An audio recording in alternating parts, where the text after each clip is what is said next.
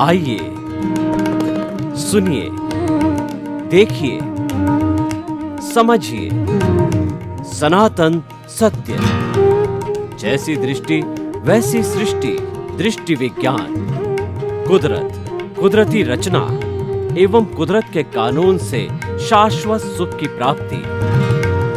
जोधपुर के परम पूज्य महात्मा उपासक प्रोफेसर डॉक्टर सोहन राज तातेड़ के निर्देशन में सनातन सत्य। जैसी दृष्टि वैसी सृष्टि, दृष्टि विज्ञान। अब हम थोड़ी बात जो है वैश्वीकरण की बात करें, क्योंकि हमने सामाजिक बात कही और इंडिविजुअल की बात तो बहुत कही, मुक्ति के मार्ग की बात कही। अब वैश्विक स्तर पे बात करते हैं कि वैश्विक स्तर पे आज ग्लोबलाइजेशन, प्राइवेटाइजेशन और लिबरलाइजेशन से हम सब एक दूसरे के करीब आ गए हैं और सारी पृथ्वी ऐसी लगती है गांव की तरह, एक घर की तरह कि पास पास बैठे। तुर्की में, सीरिया के अंदर भूकंप आए, हज़ारों की तादाद में मकान गिरते हुए देखे, लोग दबे हुए दिखे और हेल्प भेज रहे हैं, ला रहे हैं। तो ये सारा जो हमारा अध्यात्म विज्ञान सनातन से रिलेटिव व्यू पॉइंट ऑफ की बात कर रहा हूँ कि जब ऐसी स्थितियाँ पैदा हो जाए तो आप अध्यात्म विज्ञान से दुनिया के 210 कंट्रीज को ये बताइए कि ऐसी स्थिति कभी भी किसी भी देश में आ सकती है, तो दूसरे देशों का क्या दायित्व बनता है वसुधैव कुटुंबकम के रूप में, ग्लोबलाइजेशन के रूप में। तो वहाँ भी हमारा अध्यात्म विज्ञान कारगर रूप से लागू होना चाहिए। पॉइंट रिलेटिव है, लेकिन रिलेटिव आप कहते हैं दोनों को साथ लेके चलना है। तो आप बताइए कि ऐसा एक देश का दूसरे देश के प्रति क्या रवैया होना चाहिए। प्रश्न के लिए धन्यवाद। जय सच्चिदानंद। देखो, सबसे बड़ी बात यह है, भारतवर्ष में जिस प्रकार से सोच, संस्कृति और धर्म की जो विशालता है वो विश्व में आपको कहीं देखने को नहीं मिलेगी। हम भारतवासी हैं इसीलिए प्रशंसा नहीं करते हैं, मगर जो फैक्ट है उसी को सामने रख के विश्व को बताना चाहते हैं कि आज भी अगर पूरे विश्व को मानवता के स्तर पर जोड़ के रखने का अगर कोई काम करेगा तो केवल भारत और भारत की संस्कृति वाले लोग ही कर सकते हैं। इसका कारण ये है कि भारत के जो लोग हैं उनकी जो संस्कृति है और उनकी जो मान्यता है वो वसुधैव कुटुंबकम की है। पूरा विश्व ही हमारा कुटुंब है। यानी आप हमसे कलर के रूप में, प्रदेश के रूप में, भाषा के रूप में, धर्म के रूप में अलग हो सकते हैं, मगर एक इंसान के रूप में we are living in a same society, same world. और इसीलिए हमारी दूसरी सोच है कि जियो और जीने दो। हम भी जिएंगे और सभी जीवों को, मनुष्य के लेकर सभी प्राणियों को भी इस धरती के अंदर जन्म लेने के बाद जीने का इतना ही अधिकार है जितना हमको है। ये दूसरी विशाल दृष्टि। तीसरी विशाल दृष्टि, सर्वे सन्तु निरामया सर्वे सुखिनः भवन्तु। सभी लोग स्वस्थ रहे, निरोगी रहे, आनंद में रहे। सब, केवल हिंदू नहीं, केवल हिंदुस्तानी नहीं, सब लोग रहे। यही हमारी सोच है। इसके आगे विश्व में एक ही संस्कृति ऐसी है और ये संस्कृति का धर्म भी ऐसा है कि सभी के अंदर परमात्मा है, वो मानता है। आत्मा ही परमात्मा है और सभी के अंदर आत्मा है। और इसीलिए हमारी संस्कृति में एक दूसरे को हाय हल्लो नहीं कहते हैं, प्रणाम करते हैं, क्योंकि हम आपके शरीर के अंदर रहे हुए परमात्मा को नमस्कार करते हैं, जो सत्य, चित्त और आनंद स्वरूप है, जिसका शॉर्ट फॉर्म है एज अ स्लोगन जय सच्चिदानंद।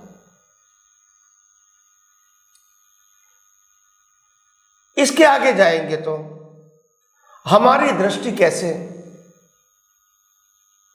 विश्वमय है,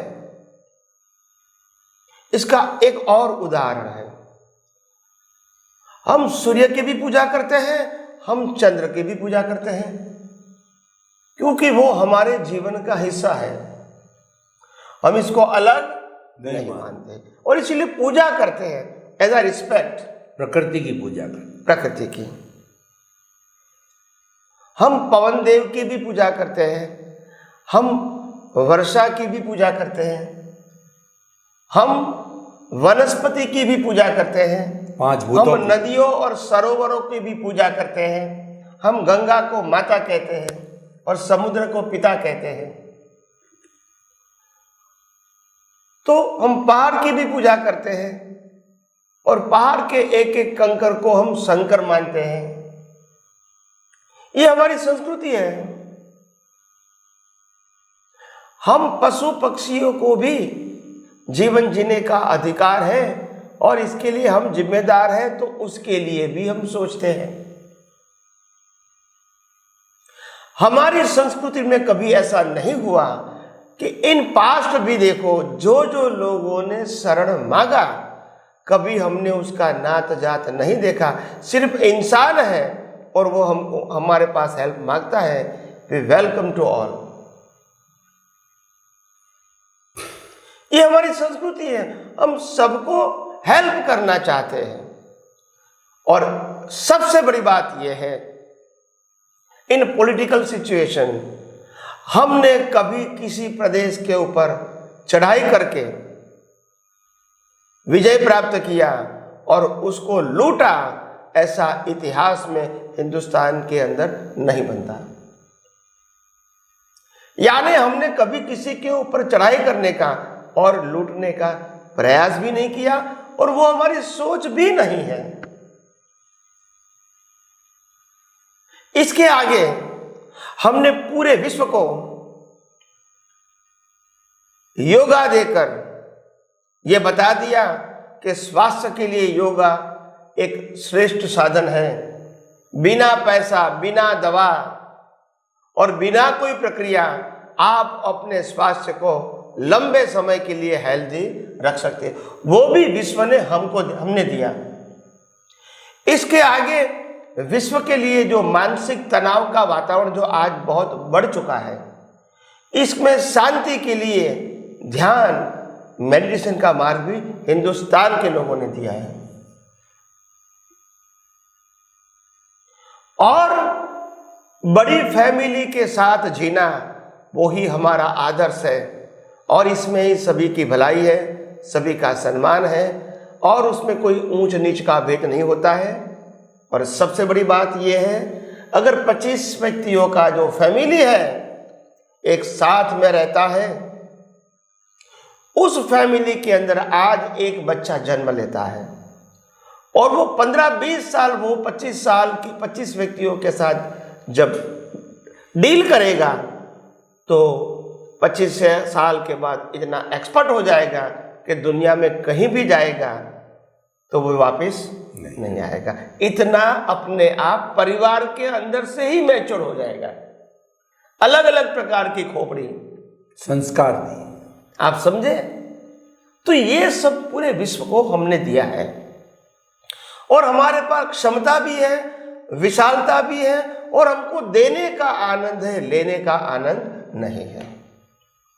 और इसीलिए विश्व को अगर सुख, शांति और मानवता की और मानवता की जो नेसेसिटी है उसकी पूर्ति की ओर अगर आगे बढ़ने के लिए सोचना है, तो मैं समझता हूँ पूरे विश्व के अंदर भारतीय संस्कृति सर्वश्रेष्ठ है और भारत ने जो बताए हुए मार्ग भी सर्वश्रेष्ठ है और पूरे विश्व को वो विश्व गुरु के रूप में लीड कर सकता है, मार्गदर्शन दे सकता है और बिना प्रदेश पाए और बिना प्रदेश के ऊपर रूल किए ये संस्कार हम सबको दे सकते हैं।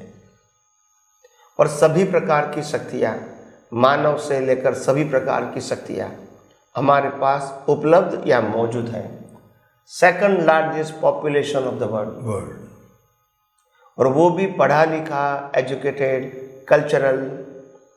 वैसे भी पूरे विश्व में आज भारतीय लोग फैले हुए हैं और अपना अपना योगदान अपने अपने समय पे, जगह पे दे रहे हैं।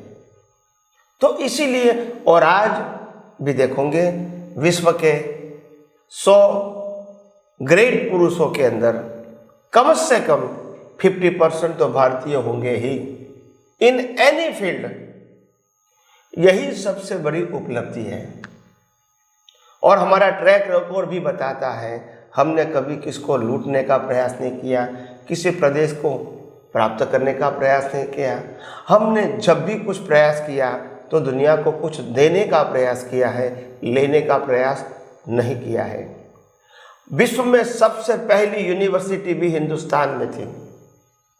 ऐसी 7 यूनिवर्सिटी थी, तक्षशिला, नालंदा तो उसमें से 2 थी, और भी 5 यूनिवर्सिटी, जो हिंदुस्तान इतना बड़ा था उसमें 7 यूनिवर्सिटी थी। और वो यूनिवर्सिटी में विश्व के लोग पढ़ने के लिए बच्चे आते थे। और हमारी संस्कृति की महानता देखो, हमने कभी किसी बच्चे को ये नहीं पूछा कौन सा देश है, कौन सा प्रदेश है, कौन सी भाषा है, कौन सा धर्म है, कौन सी संस्कृति है, वो नहीं पूछा। आपको क्या पढ़ाई करनी है, हम आपको हेल्प देने के लिए तैयार हैं। न कभी किसी को रहने का, खाने का, पढ़ाई करने का, कपड़े का कोई भी पैसा हम चार्ज नहीं करते थे। विश्व की सबसे पहली यूनिवर्सिटी।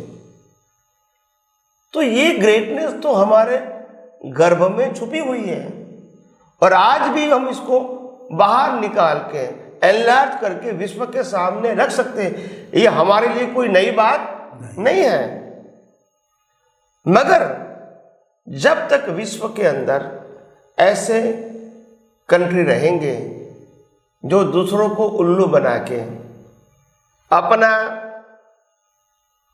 हक मांगना, या तो हम खुद ही पैसे वाले बने, बाकी सब हमारे कंट्रोल में रहे, हम ही सुपर पावर बने और हम चाहे तो किसी को गिरा सकते हैं, हम चाहे तो किसी को उठा सकते हैं, ऐसी नीति वाले लोग हैं। इसको विश्व को समझना पड़ेगा और इससे दूर रहना पड़ेगा। और जो लोग वास्तव में विश्व के कल्याण के लिए, विश्व के मानव के कल्याण के लिए काम करना चाहते हैं, इनको आगे आने के लिए सपोर्ट भी करना चाहिए, ताकि विश्व की भलाई के लिए जो काम होना चाहिए वो होके ही रहेगा। और मैं मानता हूँ जिस प्रकार के आज माहौल है, तो आप समझो 19वीं सदी तो यूरोप की थी, 20 की सदी तो अमेरिका की थी और 21वीं सदी भारत की है। इसमें कोई संशय नहीं है। आज पूरा विश्व मानता है कि जिस प्रकार से इंटरनेशनल लेवल में विशालकाय प्रोजेक्ट जो भारत बना रहा है, ये उनकी सोच ही बताती है कि वो विश्व के लिए सोचने के लिए, विश्व को हेल्प करने के लिए, विश्व को गाइड देने के लिए, विश्व को मार्गदर्शन देने के लिए उनके पास बहुत सारी योजना है, प्रदेश हैं, इंसान है, सब कुछ उनके पास है और वो होके ही रहेगा। समय की बात है। मगर मैं मानता हूँ ये जब होगा तब होगा। आज हम सब मिलके भावना तो कर सकते हैं कि दुनिया के सभी लोग सुख शांति से रहें, प्रेम, मैत्री, करुणा की भावना से रहें, एक दूसरे को इंसानियत से देखें, न कि नात, जात, धर्म और संप्रदाय से देखें। और इसके आगे हम सब मिलकर विश्व को महान बनाएंगे। यानी कोई छोटा है, कोई बड़ा है, वो समझने की ज़रूरत नहीं है। हर इंसान की ज़रूरत है। जो ऊपर मुगट खड़ा है महल के ऊपर, इसके नीचे जो पहली जो ईंट लगी है, इसकी भी कीमत है। तो ऐसा मत समझना कि जो ज़मीन के अंदर ईंट नहीं दिखती है उसकी कीमत नहीं है, सिर्फ मुगट की कीमत है। ऐसा नहीं है, सब एक दूसरे के सहयोग से जुड़े हुए हैं। तो इसीलिए आइए हम सब नए विश्व का रूप बनाने में कोशिश करें, भाव करें और कुदरत को प्रार्थना करें, हम सबको शक्ति दो कि विश्व में सुख, शांति, समाधान और मानवता बढ़े। यही हमारी सबकी भावना हर दिन होनी चाहिए। संजोग देने के लिए कुदरत तो हम सबको तैयार है। स्वामी जी आपका बहुत बहुत धन्यवाद। जय सच्चिदानंद। जय स्वामी जी वैश्वीकरण की बात कर रहे हैं तो वैश्वीकरण का ये छोटा सा और प्रश्न मैं कर लेता हूँ कि ऐसा बताया जाता है कि जितने भी युद्ध होते हैं, चाहे विश्व युद्ध हो, चाहे जो है वो छोटे युद्ध हो, पहले किसी शक्तिशाली दिमाग के अंदर वो जन्मता है। जैसे देखिए यूक्रेन का और यूएसएसआर का जो युद्ध हुआ वो पुतिन के दिमाग में जन्मा। सामने तो मच्छर है और इधर डायनासोर्स है, तो क्या बड़ी बात हो गई। लेकिन मच्छर ने भी डायनासोर्स का मुकाबला किया, ये आत्मविश्वास बताता है। तो ऐसे शक्तिशाली के दिमाग के अंदर विश्व युद्ध या लोकल युद्ध की भावना नहीं आए। लेकिन क्योंकि आजकल साम्राज्य विस्तार क्या करना, आज तो ग्लोबलाइजेशन है, आज तो शांति से जियो की बात है, तो थोड़ा सा आप समय कम बचाओ, प्रकाश डालिए कि जो शक्तिशाली जो विश्व के जो देश हैं, लोग हैं, उनके जो है अनुशासता है, उनके दिमाग के अंदर युद्ध न जन्मे। ये थोड़ा अध्यात्म विज्ञान की दृष्टि से बताइए। यस, प्रश्न के लिए धन्यवाद। बहुत सरल बात है। देखो, भारतवर्ष की जो महानता थी वो ये थी कि वो शक्तिशाली भी थे और इंसानियत वाले भी थे। हमेशा एक बात ध्यान रखना, बिना शक्ति आपको पावर नहीं मिलता है, विश्व आपका नहीं मानता है। तो शक्तिशाली होना ये सबसे पहला हमारा कर्तव्य है, मगर शक्ति का उपयोग फिर इंसानियत के लगाना ये हमारा दूसरा कर्तव्य है। मगर कमजोरी होना ये तो अच्छी बात नहीं है, आपकी सही बात भी दुनिया नहीं मानेगी। तो इसीलिए जिस प्रकार से हम आगे बढ़ रहे हैं इस भारतवर्ष के अंदर शक्तिशाली बनने के लिए, ये शक्तिशाली प्रयोग के लिए नहीं करना है। शक्तिशाली ऐसा होना चाहिए कि विश्व के कोई भी लोग हमारे सामने गलत नियत से देख भी नहीं सके और सभी लोग हमसे हेल्प मांगे और हम हेल्प देने के लिए तैयार हैं। हम पूरे विश्व को मार्गदर्शन देने के लिए तैयार हैं और इसका प्लेटफॉर्म अभी तैयार हो चुका है, हो रहा है। तो शक्तिशाली बनना ये कोई गुनाह नहीं है, मगर शक्ति का उपयोग इज मोस्ट इंपॉर्टेंट। आज जो लोग विश्व में शक्तिशाली है वो क्या करता है, छोटे छोटे कंट्री का कंट्रोल करता है और जब चाहे तब इसको भिखारी बना देता है, जब चाहे तब पैसे वाला बना देता है, जब चाहे तब झगड़ा करवाता है, जब चाहे तब वेपन बेच देता है। तो ये अपने स्वार्थ में खेलता है, ऐसा नहीं होना चाहिए। तो हम भारतवर्ष के लोग जो इंसानियत के नाते सभी व्यक्तियों को सुख, शांति और समृद्धि मिले और अच्छा जीवन मिले, यही भावना के साथ जीते हैं और आगे भी यही भावना के साथ जिएंगे। बस इस एपिसोड में इतना ही रहेगा। जय सच्चिदानंद। स्वामी जी आपका बहुत बहुत धन्यवाद। स्वामी जी, कुछ महात्मा लोगों के प्रश्न मेरे पास में आए, वो उनके इंडिविजुअल जो जिस जीवन में जी रहे हैं उनके साथ जो घटित हो रहा है वो उन्होंने बताया है। तो पहला प्रश्न तो उसमें से मैं मेरा स्वयं का ले लेता हूँ कि मैं गृहस्थी जीवन का पालन कर रहा हूँ, बचपन से ही जैन धर्म का अनुयायी हूँ और मेरे 3 बच्चे हैं, 3 बेटों की बहुएं हैं और 8 पोते पोती हैं और प्राय सब जॉइंट, मेरा परिवार पूरा जॉइंट ही है अभी। उसके अंदर हमारे जैन धर्म में भी जैसे मैं तेरापंथी हूँ और वो जो है वो मूर्ति पूजक है, बहुएं तीनों। तो और इस तरह की अपनी अपनी विचारधारा चलती, यानी सामायिक है और मास खमन कोई करती है बहू, यानी जो क्रिया रिचुअल्स की बात कर रहा हूँ। तो मैं मेरा अपना सनातन सत्य के हिसाब से काम करता हूँ।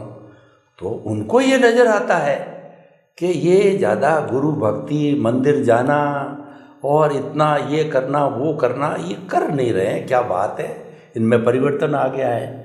तो वो ये सोचने लग गए कि क्या ये जो है आस्तिक से नास्तिक बन गए। क्योंकि जब से मैं सनातन सत्य कहिए, ज्ञान लेना कहिए, दादा भगवान से जुड़ा कैसे भी कहिए तो नेचुरल परिवर्तन आना है। जब केंद्र में सनातन सत्य रहेगा तो दूसरी चीज़ है वो नेचुरल है, वो ध्यान कम हो जाएगा। मैं किसी को कोई पाबंद कुछ भी नहीं करता हूँ, लेकिन उनके दिमाग के अंदर ये बात आती है तो मैं उनको समझाने की भी कोशिश करता हूँ। खैर उनका अपना अपना, किसी पर कोई भी बंदिश वगैरह नहीं। तो ऐसी स्थिति के अंदर मेरा सनातन सत्य का भी चलता रहे और मैं उनको समझाऊं, थोड़ा थोड़ा उनके समझ में भी आए न आए, मेरी कोई पाबंदी नहीं है। परंतु कई बार ये दिमाग में रहता है कि मैं खूब कोशिश करता हूँ इनको बताने की कि मैं तो दृष्टि विज्ञान का पालन करता हूँ, उसमें ये बातें हैं, पर वो उनके गले नहीं उतर रही है। तो ऐसी समस्याएं और भी महात्मा लोगों की होगी, कोई वैदिक परंपरा, कोई कुछ परंपरा का, लेकिन वो सनातन सत्य को जी रहा है, उसके केंद्र में सनातन सत्य है। तो ये व्यवहारिक जगत का जो उलझुलूल है, उस समय में हम किस तरीके से अपने आप को संतुलित, हालांकि वो सारी बात सही है, कुदरती रचना देखो करो, लेकिन फिर भी सभी जो है हम जो है वो एक मानसिकता से, ग्रस्त मानसिकता से जुड़े रहे। तो थोड़ा आप इसके बारे में मार्गदर्शन दीजिए, क्या करना चाहिए।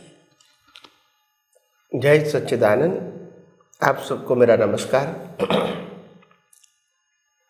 सबसे पहली बात यह कि जीवन जीने का तरीका, एक आम आदमी अपना जीवन कैसे स्वस्थ विचारों से जी सकता है, परिवार के साथ, खुद के साथ, समाज के साथ, राष्ट्र के साथ, कैसे वो स्वस्थ जीवन जी सकता है। स्वस्थ का मतलब होता है उत्तम विचार, उत्तम वाणी, उत्तम वर्तन, इसको स्वस्थ कहेंगे।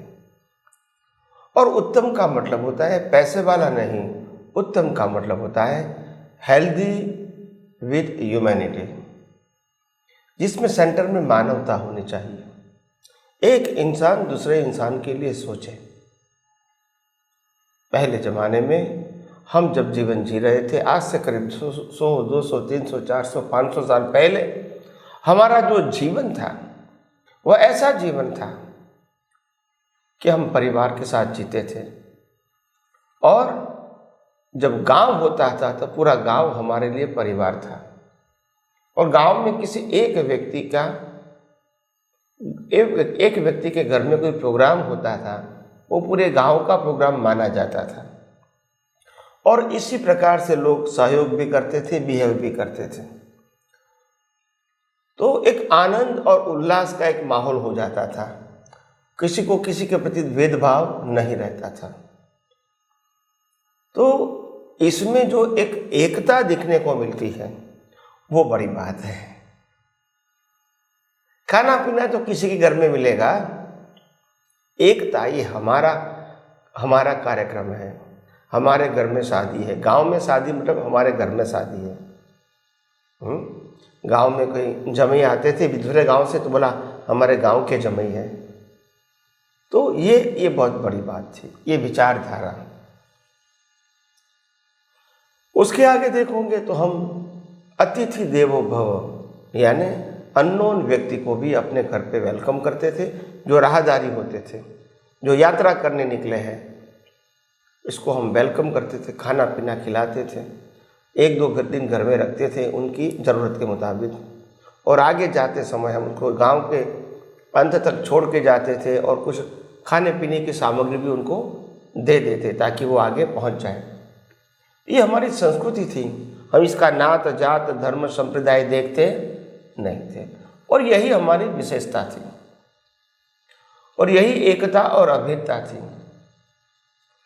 और इसी प्रकार से हम आज भी जीवन जीना चाहते हैं तो जी सकते हैं, विचारों से, वाणी से या वर्तन से। हमारी विचार, वाणी और वर्तन में ह्यूमैनिटी सेंटर पॉइंट लाओ। अपनी खुद की जो चॉइस है इसको बीच में मत लाओ। इस कार्य के लिए कौन से विचार होने चाहिए एज अ ह्यूमैनिटी, इस संजोग के लिए कौन सी भाषा होनी चाहिए और इस संजोग में कौन सा वर्तन होना चाहिए एज अ ह्यूमैनिटी, वो सेंटर में रख के जब आप सोचोगे तो मैं समझता हूँ पूरे विश्व के अंदर या तो खास करके भारतवर्ष के अंदर सुख शांति और समृद्धि आना वो उसका रिजल्ट होगा। जीवन जीने की पद्धति तो है, सबकी है। सुबह उठते ही भगवान को याद करते हैं, दिन में भी भगवान को लक्ष्य में रख के अपना कर्तव्य निभाते हैं।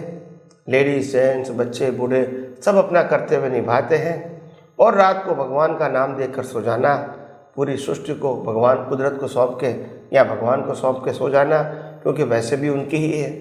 कल सुबह उठेंगे तो हमारा दिन शुरू होगा, नहीं तो नहीं होगा, वैसे भी कुदरत के पास ही रहेगी सृष्टि। तो ये एक हमारी विचारधारा थी। मालिकी भाव उस समय इतना तेज नहीं था, कर्ता भाव इतना तेज नहीं था। बोलते जो कुछ करते हैं वो शक्ति हमने कुदरत ने ही तो दिया है। इसमें एक महाराजा का उदाहरण है, मैं नाम भूल गया इनका। एक महाराजा थे, वो एक दिन पूनम के दिन सभी को दान देते थे। जो भी लोग आएंगे मांगने के लिए सबको वो दान देते थे, मगर देते समय अपनी आंखें नीचे रखते थे, सामने देखते नहीं थे। और जब दान देते थे, दान देने वाले का हाथ ऊपर होता है, वो ऐसे देते थे। तो ऐसे लोग दान देने के लिए लेने के लिए आते थे। तो एक सन्यासी भी वो दान लेने के लिए आए भगवान महाराजा के पास। उन्होंने देखा कि ये महाराजा कुछ अजीब सा लगता है। जब दान देने का वाले का हाथ तो जो नॉर्मली ऊपर होता है मगर नीचे रखता है, और दान देने वाले व्यक्ति सामने को देखते कि मैं किसको देता हूँ, मगर ये देखता नहीं है, ये तो नीचे देखता है। तो जब दान देने की प्रक्रिया खत्म हो गई तो एक बार उन्होंने राजा को पूछा कि आप नीचे देखते हैं और दान ऐसे देते हैं, हाथ नीचे रखते हैं, ऐसा क्यों? इसके पीछे क्या राज है, क्या रहस्य है? तब राजा ने बताया कि देने वाला है, क्या बताया? देने वाला कुछ और है और देता है कुछ और। आप समझे, मैं देने वाला ही नहीं हूं, मैं तो देता हूं, अगर देने वाला कुछ और है। तो वो कहा मेरे को समझ में नहीं आया कि आप क्या कहना चाहते हैं। तब उन्होंने कहा सब पनियारी के पास पानी तो है घड़े में, और इसमें से एक पनियारी हमको पानी देती है, तो भले वो घड़े का पानी है मगर पानी तो नदी का ही है, पनियारी का, और पनियारी के मटकी का भी नहीं है, देने वाली कुदरत। हाँ, तो ये देने वाला तो कुदरत है और मैं तो एक साधन के रूप में काम कर रहा हूँ, निमित्त रूप में मैं काम कर रहा हूँ। तो इसीलिए मैं कोई देने वाला हूँ और मैं आपको दे रहा हूँ, इस प्रकार से मेरी सोच या दृष्टि नहीं है। इसलिए मेरे हाथ ऐसे नीचे होते हैं और मेरी दृष्टि भी, ताकि उसको ऐसा नहीं लगे कि मैंने दिया उनको और मैंने महाराजा के पास लिया, वो उनको भी समझने की जरूरत नहीं है। तो इसीलिए उनको सच्चाई मालूम होवे, इसीलिए मैं इस प्रकार के दृष्टि रखता हूँ और इस प्रकार का व्यवहार करता हूँ। तो मेरा कहने का मतलब ये है, कैसे महापुरुष जो होते हैं वो जीवन में बहुत कुछ हमको सिखाना चाहते हैं, अगर हम सीखना चाहते हैं तो। ऐसे हमारे बहुत सारे पूर्वज लोगों ने बहुत संस्कृति को आगे बढ़ाने के लिए, संस्कृति की ग्रेटनेस को बताने के लिए अपना पूरा जीवन खपा दिया उसके अंदर। तो हम भी भारतवर्ष के लोग हैं, जिस धरती के ऊपर कण कण में शंकर है और जिस नदियों के अंदर माँ गंगा है,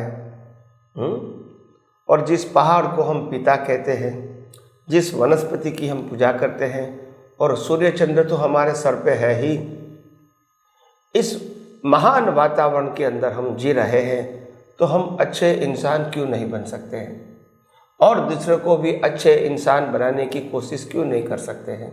आखिर सब कुछ कुदरत का ही तो है, देने वाला भी वो है और लेने वाला भी वो हैं। हम तो सब निमित्त हैं, साधन हैं, जो संजोग के अधीन काम करते हैं। तो मैं समझता हूँ जीवन जीने का सिंपल सरल तरीका जो परिवार में जीते हैं उसमें ये होता है कि परिवार के अंदर भी हर व्यक्ति ऐसा समझे कि ये परिवार का हम हिस्सा हैं। हम किसी से बड़े किसी से छोटे हैं वो समझने की ज़रूरत नहीं है, मगर परिवार जो है वो परिवार का हम हिस्सा है। हमको जो रोल मिला है वो हमको करने का है, दूसरा का रोल वो करेगा। कंपटीशन करने की ज़रूरत नहीं है। अगर ये नहीं करोगे तो आपका खुद का फैमिली जीवन भी आदर्श होगा, व्यक्तिगत जीवन भी आदर्श होगा। इस प्रकार से समाज और राष्ट्र भी महान बन सकता है और विश्व को मैसेज भी दे सकते हैं। स्वामी जी आपका बहुत बहुत धन्यवाद।